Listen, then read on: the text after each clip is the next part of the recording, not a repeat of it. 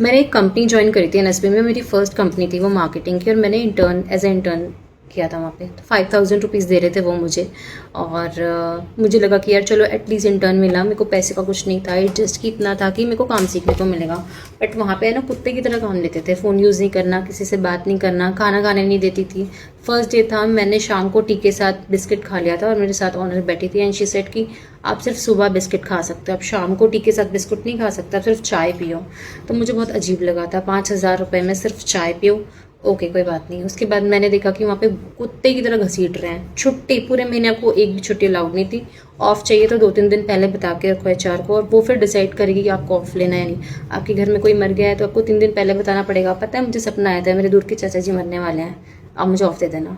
ये चलता था वहाँ पे। फिर मुझे बाद में पता चला कि वहाँ की सबसे पुरानी एम्प्लॉय थी, जिसका एक बंदा बुंदा भी था, 3-4 साल का रिलेशनशिप था, बट वो स्टिल उस ऑनर के साथ, मतलब हस्बैंड वाइफ चला रहे थे वो कंपनी, उस ऑनर के साथ रिलेशनशिप में थी। ऑनर का एक बेटा भी था, छोटा सा बच्चा था उनका।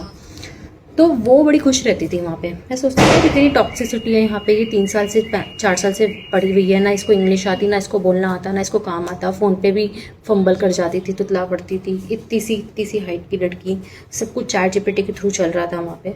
मैंने कहा इतने टाइम से टिकी हुई क्यों है, और जब भी सर आते थे तो बिल्कुल माल डोटा बनकर आती थी, सच सच के।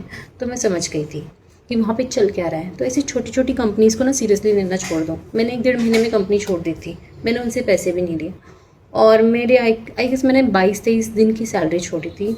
और मेरा बस चले तो मैं अभी भी उनकी स्थिति ऐसी कर सकती हूँ, क्योंकि वहाँ पे बहुत सारे स्पैम कॉल्स आती थी। स्पैम नहीं होती थी वो, एक्चुअली लोगों को पैसे खा के बैठी हुई थी, मार्केटिंग कंपनी थी। जब भी कॉल आता था तो ऑनर हमसे कहता था कि मना कर दो, यहाँ इस नाम का कोई बंदा नहीं।